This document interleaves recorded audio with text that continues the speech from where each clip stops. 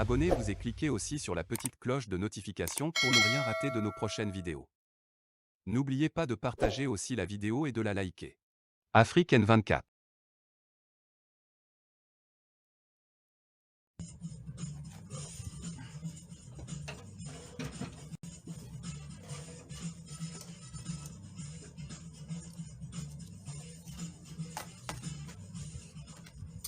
C'est le premier numéro du débat de cette semaine, mesdames et messieurs, bonjour et bienvenue. Le cadre permanent de concertation a connu le 15 mars 2022 sa seconde réunion. Les concertations qui ont vu le retour de l'Alliance nationale pour le changement à la table des négociations ont également débouché sur la formation de l'équipe devant diriger les travaux au cours des 3 mois à venir d'avril à juin. Le député Djeri Taman, président du nouvel engagement togolais, a été porté à la présidence tournante du bureau. Le comité d'action pour le renouveau car ou encore la dynamique Monseigneur Kodjo refuse toujours de s'associer à ces discussions politiques.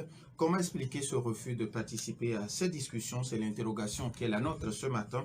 Et pour y répondre, nous recevons dans nos studios Gérard Hadja. Il est le vice-président du mouvement patriotique pour la démocratie et le développement, membre de la dynamique Monseigneur Kodjo. Monsieur Gérard Hadja, bonjour. Bonjour. Merci d'être ici pour répondre aux questions que nos auditeurs se posent.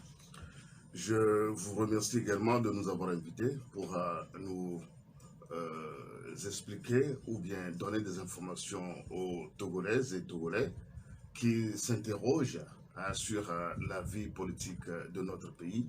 Je les salue en tout cœur.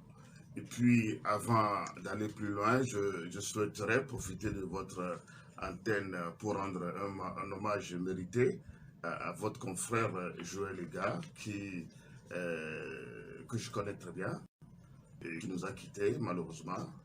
Mais que Dieu lui donne la lumière éternelle et que sa famille soit consolée par la grâce divine. Alors, les auditeurs, vous avez donc la possibilité de participer à ce débat, soit sur la page Facebook de Nana FM ou par téléphone sur le 91 09 71 71 ou le 96 61 58 58 avec Stan Teko à la mise en onde. Je suis Norbert Djouradi. Une fois encore, merci pour votre fidélité d'écoute à Nana FM. Alors, Monsieur Gérard Hadja, comment se porte aujourd'hui le mouvement patriotique pour la démocratie et le développement? Le PDD se porte très bien puisque nous constituons l'ossature de la DMK qui ne cesse de s'étendre et d'être compris par les Togolais parce que le combat que nous menons, c'est un combat noble, c'est pour la libération du peuple togolais. Et donc, nous sommes fiers de conduire ce parti et ce mouvement.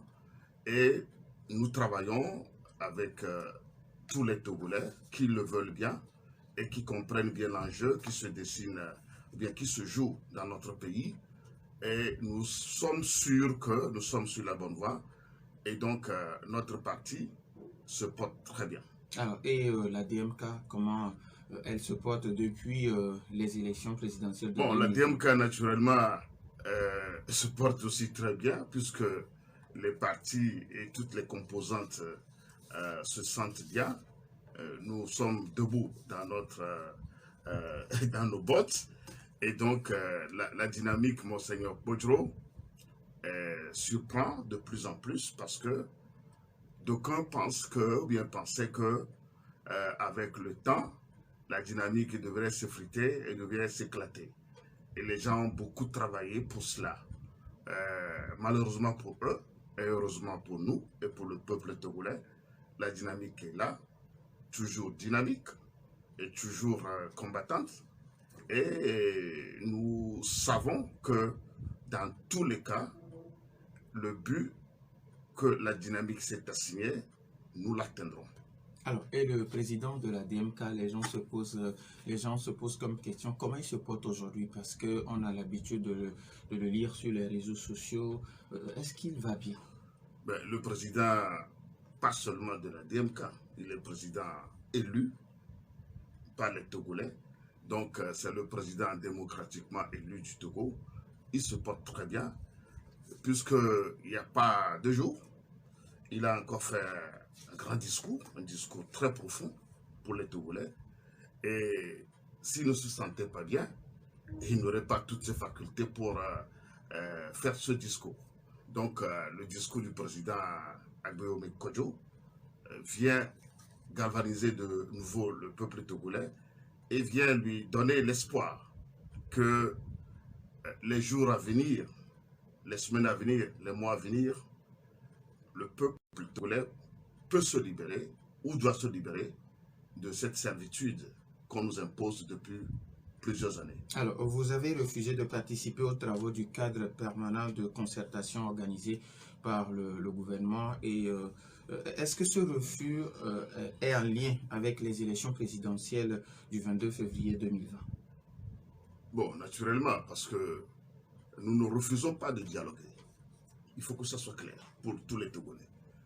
Nous ne refusons pas de dialoguer parce que dans tout pays, il y a un dialogue qu'il faut faire entre les acteurs politiques. Mais le dialogue doit servir à régler des problèmes. Le dialogue doit servir à faire avancer le pays. Mais le Togo en a fait plusieurs déjà. Mais nous constatons que le pays n'avance pas sur le plan politique. Au contraire, nous faisons du recul. Si nous observons bien la vie politique aujourd'hui, il faut être honnête pour reconnaître qu'il y a du recul démocratique. Parce que beaucoup de droits continuent d'être violés. Les droits à la manifestation sont réduits à rien. Et on a l'impression qu'on a confisqué la démocratie que le peuple togolais s'est donnée depuis 1990. On a confisqué cette démocratie en l'enfermant dans l'organisation des élections. Or, on a vidé ces élections de tout leur sens. Alors, il faut que nous repensions ce que nous appelons dialogue politique. Et donc, ce qu'ils sont en train de faire là-bas, comme la CNAP ou bien le CPC, ça ne nous intéresse pas. Ce n'est pas ce genre de dialogue dont nous parlons. Et nous ne pouvons pas parler de dialogue aussi sans évoquer la question cruciale de notre victoire du 22 février 2020. Parce que le peuple togolais a décidé de faire l'alternance en 2020. Et le peuple l'a fait. Le peuple l'a décidé dans les urnes. Les gens ont confisqué cette victoire. Et nous disons, ça ne peut pas continuer comme ça, qu'à chaque fois, le peuple décide et certains groupuscules s'approprient le pouvoir par la force. On ne peut pas continuer comme ça. Et surtout que ceux qui confisquent ainsi le pouvoir ne font rien de bon, ne font rien de valable pour faire avancer le pays. Et le pays est dans un état de décrépitude totale. On ne comprend rien du tout sur le plan de l'éducation. C'est le chaos. Sur le plan santé, c'est le chaos. Sur le plan environnemental, c'est le chaos. Sur le plan des institutions, n'en parlons pas. Alors, on ne peut pas confisquer toutes les institutions et on va continuer par s'associer à ces genres de dialogue qui, au finish, ne font que conforter ceux qui confisquent la démocratie dans notre pays. Alors, quand je dis que la démocratie est confisquée, c'est vrai. Parce que depuis que le peuple s'est révolté en 1990, pour obtenir une gouvernance démocratique, et on a commencé par faire des élections libres et démocratiques, bon, rien ne va. On a confisqué la démocratie parce que les élections que le peuple veut, ce n'est pas ce genre d'élections qu'on fait au Togo. C'est-à-dire on fait tout pour que les mêmes gagnent et les mêmes gouvernent. Et aujourd'hui, les résultats sont là. Rien ne bouge. Regardez la jeunesse, la désespérance. Regardez le visage de tous les Togolais dans la rue. Ça fait pitié. Nous allons continuer à faire ça? Non. Nous disons, nous sommes prêts à discuter des questions sérieuses, des questions qui intéressent les Togolais, des questions qui vont faire en sorte que le pays avance. Et ça, là, c'est dans l'intérêt même de ceux qui gouvernent aujourd'hui. Parce que moi, j'ai toujours l'habitude de dire, excusez-moi, Biribiria et Mouekliene. Quand vous en faites de trop, il y a toujours un dégât devant. Alors, vous avez... Ce n'est pas la peine que ceux qui gouvernent aujourd'hui s'enferment dans cet entêtement à croire qu'il n'y aura pas un jour où le changement viendra. Alors, mais il faudrait que, lorsque le changement vient, que nous ne soyons pas obligés de vivre sans les autres. Nous voudrions vraiment vivre au Togo avec tout le monde. Et c'est pour ça que nous en appelons à la sagesse de tous ceux qui font croire ou bien se comportent aujourd'hui comme tout est acquis. Rien n'est acquis. Il faut que les gens le comprennent très bien. Nous sommes en train de travailler pour que nous puissions cultiver le vivre ensemble et que nous sachions comment faire de la politique pour faire avancer le pays et non faire de la politique pour faire regresser le pays. Et c'est ce qu'ils sont en train de faire. Tous ceux qui s'associent à ce dialogue-là sont en train de faire regresser notre pays et nous ne l'accepterons pas. Alors, vous l'avez si bien dit, vous n'avez pas refusé d'aller au dialogue. Alors, qu'est-ce que vous voulez qu'on vous donne d'abord avant d'accepter aller à la table de discussion? Vous savez, nous ne voulons pas qu'on nous donne quelque chose. Nous voudrions tout simplement que tout le monde s'inscrive dans une bonne volonté de faire avancer le pays. Et cette volonté politique-là, c'est que l'élection du 22 février 2020 a été gagnée par quelqu'un. Et tout le monde le sait. Le monde entier le sait aujourd'hui. Et tout ce que les gens ont fait pour confisquer ce pouvoir, le monde entier le sait aussi. Le quintuple coup d'État qu'ils ont eu à faire. Parce que depuis qu'on a fait une élection, et puis le soir de l'élection, on a assailli le domicile du vainqueur avec son, je ne dirais pas son protecteur, mais celui qui le soutient. Et puis, on commence par activer les réseaux de la justice pour pouvoir l'inculper injustement, etc. Et puis, on se promène dans le monde entier pour aller, excusez-moi le terme, corrompre les gens, hein, d'accepter un pouvoir illégitime. Dans quel pays vous avez vu ça? Ce n'est pas normal. Donc, nous disons, nous devons discuter de ça. La victoire du peuple du 22 février 2020. Nous devons discuter de ça. Et aujourd'hui, la vie chère est un problème que tous les Togolais vivent. Vous comprenez? L'huile, tout le monde crie aujourd'hui que l'huile sur le marché est passée à plus de 30 000 francs. Est-ce que c'est normal? Et dans certains pays, bon, nous pouvons dire que c'est un problème qui est un peu général, mais les pays prennent des dispositions pour juguler cette crise. Pourquoi chez nous ne le ferions pas? Pourquoi chez nous ne le ferions pas si tant est que les gouvernants ont le souci des citoyens, ont le souci de faire bien vivre les citoyens? Donc, nous ne le voyons pas. Donc, il y a des sujets importants. Et nous disons également, on ne peut pas être dans un pays et forcer certaines personnes à être en exil. Le président démocratiquement élu doit rentrer au Togo, ainsi que Monseigneur Pozo. Il faut qu'il rentre. Et tous les autres, François Bokor, Tipia Tchadam, Olivier Ama, et tous ceux qui sont contraints de vivre en exil parce qu'ils veulent du bien pour ce pays, nous disons qu'ils doivent rentrer au Togo pour qu'ensemble nous construisions notre pays. Ensuite, les prisonniers politiques, pourquoi ils sont là? Jean-Paul Oumoulou, Djima Oré, Aziz Goma, ils sont là-bas pourquoi? Ils ont fait quoi? Il faut qu'on libère les gens. Tous les prisonniers politiques doivent être libérés. Donc voilà les questions sur lesquelles nous voudrions qu'on échange. La victoire du peuple et qu'ils ont confiée à la DMK. Nous voulons en parler. Donc, que les gens ne se trompent pas d'époque. Parce que là, nous disons, le Togo nous appartient à nous tous. Nous voulons travailler pour que le Togo puisse avancer. Bon, si les gens ne veulent pas, et ils croient que tout est éternel, rien n'est éternel. Alors, chaque chose a une fin. Avant de donner la possibilité aux auditeurs, ça fait déjà 2 ans, 22 février 2020, 22 février 2022, ça fait déjà 2 ans pour attendre, il faut tourner la page et repenser aux échéances électorales qui arrivent. Alors pour vous, pas question de tourner la page. Les pages ont été toujours tournées, mais ça a donné quel résultat? Depuis 1993, où on a organisé la première élection, je crois, présidentielle. Bon, on peut se dire qu'à l'époque, c'était un candidat unique qui allait à cette élection. On passe. En 98, ce n'est pas celui à qui on a donné le pouvoir qui avait gagné.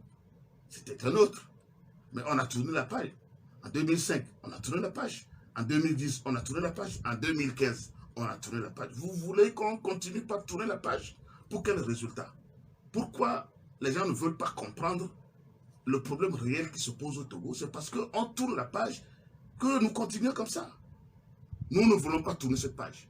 Nous voudrions que la page reste ouverte jusqu'à ce que nous trouvions la solution. Et nous trouverons la solution. Il faut que ce soit clair pour tout le monde. Nous tournons la page de 22 février 2020. La DMK ne la tournera que lorsque nous en discuterons et nous trouverons une solution viable pour le Togo, pour les Togolais. 91 09 71 71 ou le 96 61 58 58. Les auditeurs ont la possibilité de participer à ce débat. Alors, avant que les auditeurs n'appellent, aujourd'hui, le Togo se prépare pour les régionales qui auront lieu selon le ministre en charge de la décentralisation à partir du dernier trimestre de l'année. Est-ce que vous êtes prêt à participer à ces élections ou, vu que vous n'avez pas participé aux discussions, vous n'irez pas à ces élections? Bon, nous ne pensons pas que les élections soient liées aux discussions. Bon, nous sommes dans un pays en voie de démocratisation. Les élections sont les objectifs des partis politiques pour se juger et pour gouverner. Mais il faut se demander, il faut se poser la question, à quoi servent les élections? Si les élections doivent être faites juste pour conforter une dictature, est-ce que ça vaut la peine? Parce que nous voudrions sortir de la dictature pour aller dans un système démocratique. Mais à chaque fois quand nous organisons les élections, c'est les mêmes personnes qui les gagnent. Et ils ne les gagnent pas de façon démocratique. Ils fraudent pour les gagner. Et tous ceux qui y vont savent que cela fraude pour rester. Alors, les élections sont vidées de leur sens. Pourquoi continuer à le faire comme ça? Pourquoi ne va pas on s'arrêter pour se donner les moyens de faire des élections qui crédibilisent les institutions et qui crédibilisent même les institutions qui vont sortir de ces élections? Ça, c'est la première question qu'il faut se poser. La deuxième question, les élections régionales, vous pensez que c'est ça l'essentiel, ou bien c'est ça l'enjeu des Togolais aujourd'hui? Je ne crois pas. Il y a des défis plus importants pour les Togolais. Et donc, nous autres, nous disons, les élections régionales, oui, c'est prévu par notre constitution. Nous sommes d'accord qu'il faut les organiser. Mais les élections régionales font partie des élections locales, c'est-à-dire que la décentralisation. Nous sommes pour la décentralisation et nous avons lutté pour ça. Avant que le régime RPT uni n'accepte d'organiser les élections locales dans ce pays, il a fallu que nous nous battions contre eux parce qu'ils n'en voulaient pas. Aujourd'hui, Dieu merci, depuis bientôt 3 ans, nous avons pu organiser les premières élections locales dans notre pays, du moins. Maintenant, il faut qu'on arrive à évaluer. Depuis les 3 ans, qu'on a mis en place les conseils municipaux et les exécutifs communaux, qu'est-ce qu'ils ont pu faire? Quelles sont leurs difficultés? Est-ce que les défis qu'on devrait régler à ce niveau-là ont pu être réglés? On n'a pas fait cette évaluation et on veut aller aux élections régionales pour aller compliquer encore la tâche. Alors que les communes ont tous les problèmes du monde pour pouvoir fonctionner. Les conseils municipaux ne fonctionnent pas jusqu'à présent. Les budgets des communes de cette année n'ont pas été élaborés par les conseils communaux. Je le dis parce que je suis conseiller municipal moi-même. On nous a imposé un budget. Et quand je dis on, c'est le ministère de l'Agriculture qui a organisé tout ça. On a réuni les maires et puis leurs DAF dans un hôtel, et puis on vient leur dire, bon, dorénavant c'est comme ça, vous devez faire votre budget. C'est vrai, il faut apprendre aux gens comment élaborer un budget. Il faut leur apprendre, mais vous n'allez pas leur imposer le budget. C'est vrai que tous les exécutifs communaux ont des difficultés pour élaborer le budget parce que les compétences ne sont pas encore bien expérimentées. Il est vrai, il faut les former. Mais on ne va pas leur imposer le budget. Et c'est ce qui s'est passé cette année. Hein? L'année dernière, c'était encore plus grave. Maintenant, avec tout ça, les moyens financiers ne sont pas au rendez-vous. On a prévu le FACT au niveau de la loi sur la décentralisation. On donne des miettes aux conseils municipaux. Les conseils ont toutes les difficultés du monde pour pouvoir fonctionner. Il y a certains maires même qui ont déserté leur bureau. Ils n'y vont pas parce qu'ils ne savent pas quoi y faire. Et aujourd'hui, on veut organiser des élections régionales pour mettre en place les conseils régionaux. Avec quels moyens? Avec quel objectif? Pour faire quoi? Nous sommes d'accord pour les élections régionales, mais il faudrait qu'on se donne les moyens. Et organiser une élection chaque année, ça coûte cher à notre pays. Parce qu'organiser une élection, c'est plus de 15 milliards. Au même moment, les enseignants sont en train de réclamer leurs droits. On ne veut pas leur en donner. Les hôpitaux sont dépourvus des moyens techniques. On ne veut pas équiper les hôpitaux. Et on veut dépenser chaque année plus de 15 milliards pour organiser des élections qui ne servent à rien. Vous comprenez un peu notre position? Nous sommes soucieux de l'avenir de ce pays. Et nous voudrions que les Togolais le sachent. Nous ne refusons pas des élections régionales.